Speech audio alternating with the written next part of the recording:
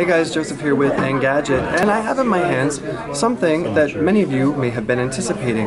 We're here with Samsung, and they're showing us the update to this, which is the GS3, which was inspired by nature. And now what you're looking at here is the Galaxy S4. Yes, that's the actual number 4, not the Roman numeral, and as you can see, it's inspired by the GS3. From a really quick glance, you can see that there's not much difference in the design aesthetic. In fact, it kind of looks like the GS4 is a more stretched out version, and that's because this now sports a 5-inch display, and yes, it is 1080p. It is a full HD Super AMOLED panel, so Samsung's saying that's a first, and it's quite vibrant. If you want to look at this from the side, we're looking at a 7.9mm thickness, which makes it just a hair thinner than the GS3. It's also just a bit lighter at 130 grams versus the 133 of the Galaxy S3. Now, I'm just going to quickly turn it around to the back so you can see they're both white. This is what Samsung is calling frost white, but it's actually a much more pure and vivid white, much more cleaner than what you're going to see here on the GS3 or the Note 2. And of course, since this doesn't have any sort of carrier branding on it, it falls in line with the other designs you've seen on Samsung's global products. Right here on back, that is a 13 megapixel camera, so right away you know it is a bump up from the 8 megapixel on here. And part of the story for the GS4 is the enhanced camera, which Samsung is really stressing. So we'll just go into that really quickly, show you here. You can hear the little sounds, they're no longer water inspired. Then we'll go straight into the camera and you can see that it has an interface that it borrows, if we tap here on mode, from the Galaxy camera. So you're looking at the mode wheel that you can scroll through. You have options for panorama, something Samsung is calling eraser, so that if there are photo bombers in the background, as you can see highlighted here in pink, or sort of noise or motion blur, you can take a couple of burst shots, tap on that highlighted portion, and remove it from your final shot. Now, the other big innovation in the camera is that it does a dual recording and dual shot mode. So if you want, you can go ahead and tap this icon, and what it's going to do, we can affect it, is it's going to pop up an option over here which we can scroll through a template. So this is the stamp option, but you can do oval blur, there's a heart shape, and what it does is it'll take the front-facing image and it'll put it there, which we can also swap around if we tap on this icon. And so you can take photos, whatnot, include yourself. There's also dual recording, and that does 1080p video as well.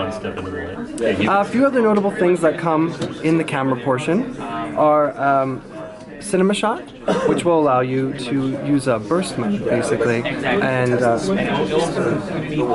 another notable thing that the camera software includes is Drama Shot, which will use burst mode basically to create an animated GIF for you.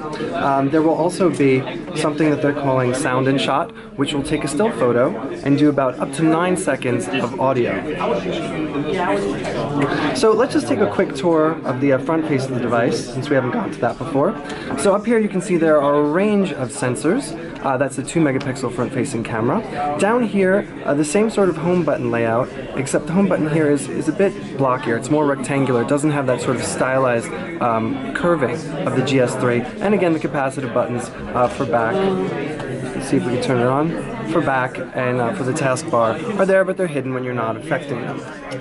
Over here on the right, you can see there is the volume rocker and a little notch here to pull off the removable back. And we should note that underneath there's a 2600 milliamp hour battery, which is again just a slight bump up from the GS3. And if you're sort of getting the notion here that this is just an evolution to the GS3, well, you've cottoned on to exactly what the GS4 is overall. Down here you can see the speaker grill, same allotment as you've seen on the Note 2. And then here on the left side is a more elongated, it's a bit thinner, more refined looking volume rocker. At the base, you have your micro USB port that is also MHL compatible. Now, the phone will come in 16, 32, and 64 gigabyte iterations. There's also the option for micro SD expansion up to 64 gigabytes, so you should have more than enough memory. Now, one of the things you're probably all wondering is what exactly is the processor inside? And right now, we can't specify the whole story because Samsung hasn't shared that with us yet, but we do know that there will be an Exynos 5 Octa version and some unspecified Snapdragon. It's all depending on regional availability. And as this is a global pre-production model, we can't specify just what we're using. But as you can see, navigation is pretty smooth, although it doesn't seem as mind-blowing as an Exynos 5 Octa should. Alright, so a couple of other new innovations that Samsung's put in here, and we're going to see if we can show you, is a bunch of gestures. They're building upon what they did in the GS3 before, and so you're getting things, maybe if we can pull up Flipboard, we could show this to you. It's building it right now. But you can actually go ahead and if you tap, or actually if you hover, AirView now works with your finger. As you can see here, we had to get pretty close, but it'll show up a preview. Just hover over Flipboard and you can see it pulls up preview, and then if we hover very closely on one of those, it should affect bringing up the actual article. Now another thing that should be enabled, and you can go ahead and if you pull down from notifications, you'll see this icon grid here. You can go ahead and turn all these on and off. It's a very simple way to toggle them, especially for users that might be overwhelmed by what you're seeing. And while we're in here, we can just go through it really quickly and show you. You still have S-Beam, you still have NFC, you have AirView, which is enabled, which allows you to sort of hover your hand, Air Gesture, which allows you to hover over, up, down, left, or right to scroll through articles. AirView Smart Stay, which unfortunately does not have the eye tracking you've all heard about. What it does is it uses facial recognition to acknowledge when you're tilting the phone up or down to scroll. So we'll go ahead and see if we can show you some of that. Now if we go back to the home screen and pull up the browser here, just by simply waving our hand up or down, we can scroll up and down the screen. We can also go side to side if the camera picks it up, and scroll through different pages within the browser. Now this also works in the gallery as well. A couple of other software features that Samsung has sort of crammed onto the GS4 is S-Translator, which it's baking into a bunch of apps, which will come with support for 10 languages, and also something they're calling S-Help to effectively make the GS4 work as a pedometer for you. You can also, right here you can see, it'll track your goals, your steps.